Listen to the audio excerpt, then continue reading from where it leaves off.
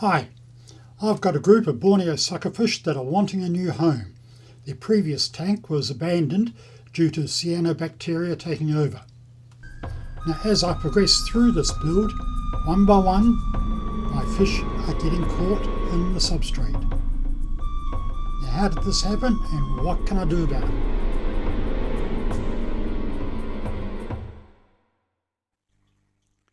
So this is how it's looking.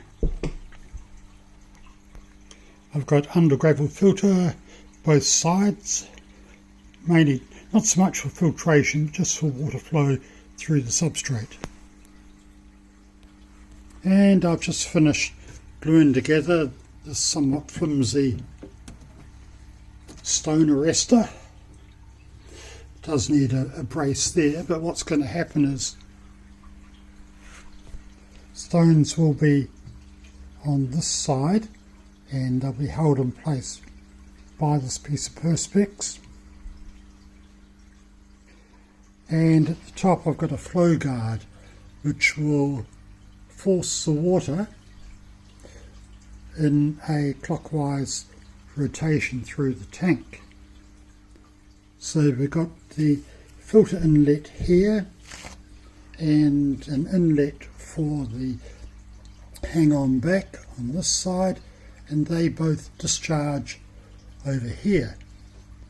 So the water will be forced around here and can't sort of backflow too much. So hopefully that'll work. Somewhat experimental, but if you don't try these things, you don't learn. It's not attached to the tank at all, so it can be removed if I want to at any stage. So now I've got to start thinking about substrate. Be fine gravel on the left hand side so I can have some plants. The perspex on the far side here, this area will be open to allow fish to swim, although you're not going to see them. Also more grazing area for the suckers on this side. Right, let's get into it. Okay, so I'll put some gravel on the side so you can't see these bags which contain pumice and cat litter. So these are now ready to have rocks going on. I'll put an air stone across there, so hopefully that'll help aerate the water. And I've got some fine gravel which took a lot of washing, and that's going to go in this side, of course.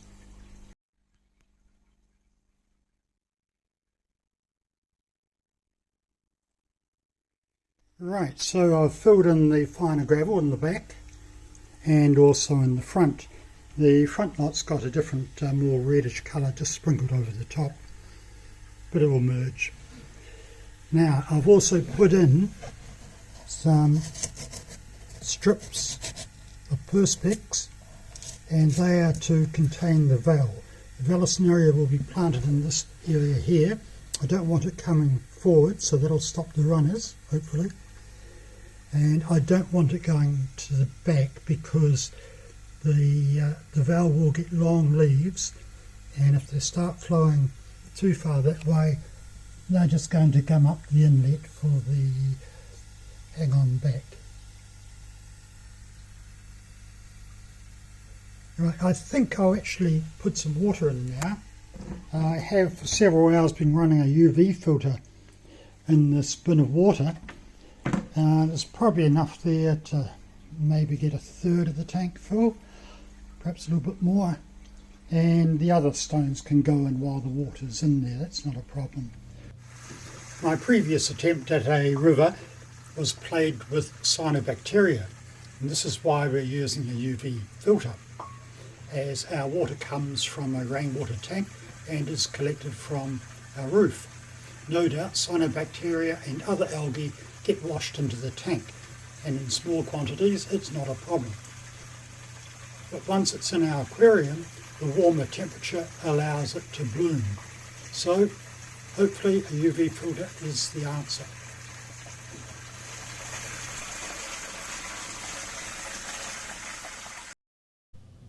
As this tank is predominantly for Borneo Suckers, I've gone for a larger size rock. That's to allow extra space underneath for them to hide and to feed. It's certainly come out different from what I was anticipating, but hopefully it will work. I have introduced the fish, which comprise 3 Corydoras, a group of dwarfed neon rainbows, some white cloud minnows and some glow light danios. Also we'll add a few plants just to make it look a little bit greener. Now I have 3 Cordy catfish, and unfortunately I'm down to 1, and that was just overnight. So the other 2 have gone exploring, gone under the rock somewhere, got into a situation where they can't get out. And most unfortunate. But these rocks were built for the loaches, and I think it's become clear that I have to be very careful what type of fish I can have coexisting in this tank. And I think Cordy catfish are not one of those. Well, I found one of the Corys, still alive, so now to get it out.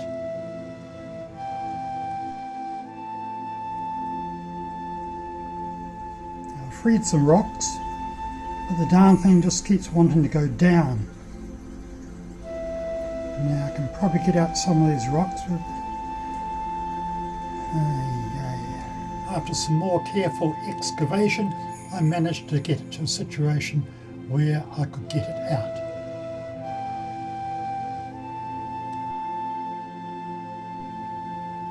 I'm not worried about the glow light danios getting stuck under the rocks. Now they will swim amongst the boulders, both to lay eggs and to hunt for food.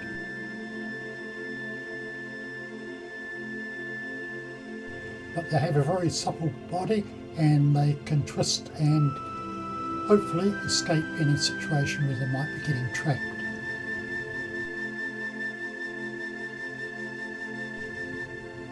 Admittedly, over the life of the tank, I might lose some of them to the river.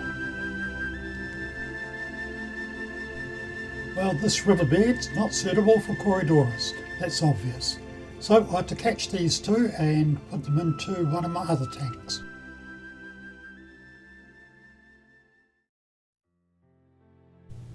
And time for some plants.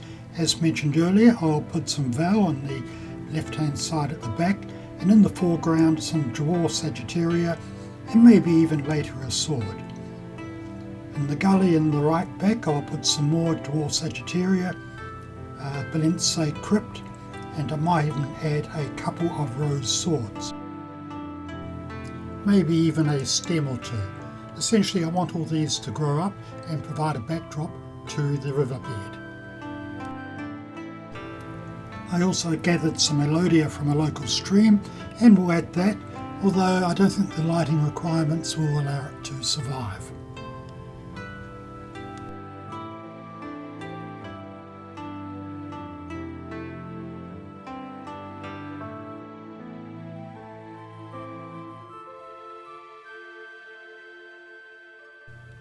Not long after the planting, a darn rainbow fish swam straight down into the rocks in the corner. Fortunately, I saw it and was able to hook it out with a pair of tweezers. So yes, I have a potential death trap here, but let's face it, a lot of fish come to grief in rapid rivers. It's part of the circle of life. But I need to minimise any losses, and I think the Venezuelan catfish, they just love these rocks too much, and I'm going to lose them eventually. So they'll come out, and I don't know where I'll put them yet. They might just go into this small tank till I figure out a better solution.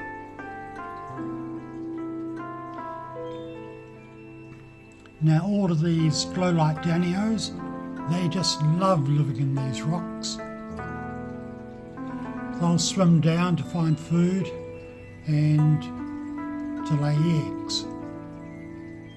And they're quite happy to swim right to the bottom and they can get out again. Certainly I could have this set up just for the Gastromyzon, or Borneo Suckerfish.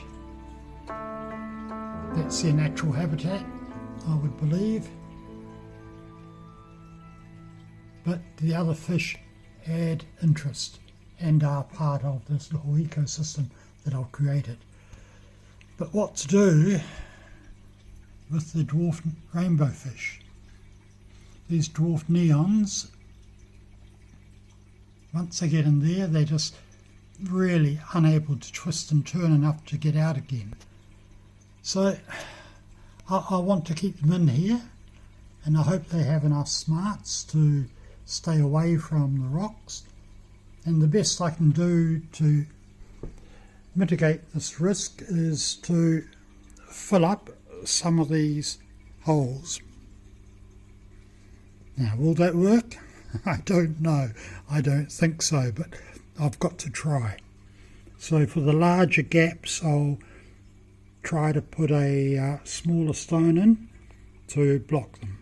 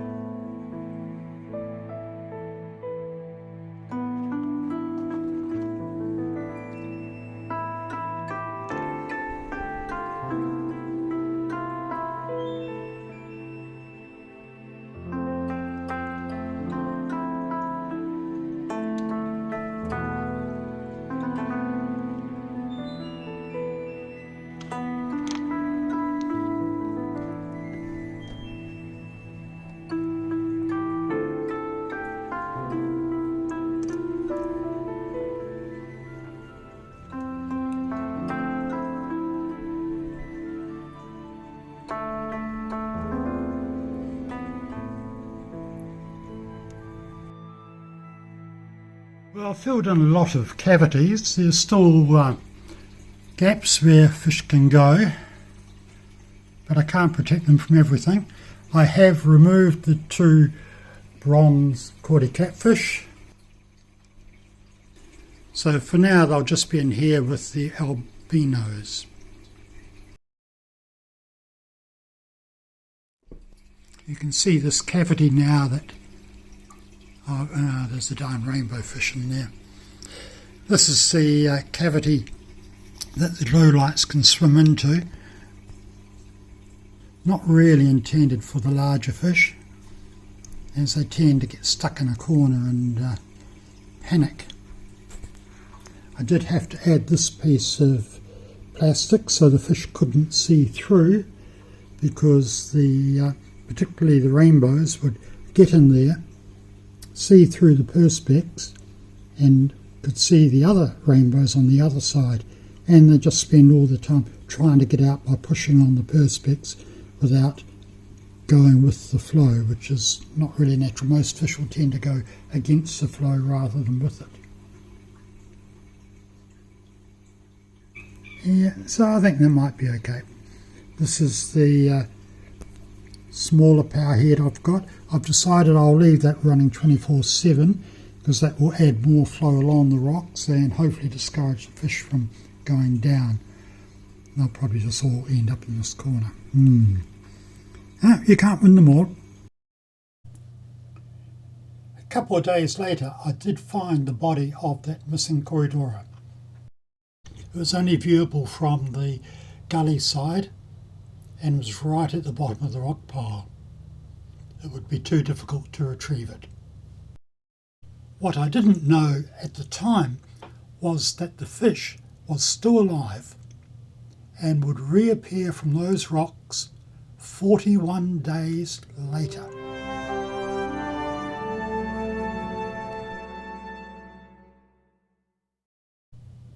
Meanwhile, my Borneo Suckers are waiting to move to their new home. Currently, they've been getting fat on such things as pellets, wafers and frozen bloodworms. But once they're in the river, they're on their own. They would normally feed on algae and biofilms that grow on surfaces such as the rocks, and also a variety of microorganisms including bacteria and fungi and even small invertebrates. Now clearly the river tank doesn't have that food source. So in the next episode we'll tune the tank especially for the Borneo suckerfish. Thank you for watching. In case you're still wondering, the river tank is still trapping fish. One of these rainbows took a deep dive and was caught.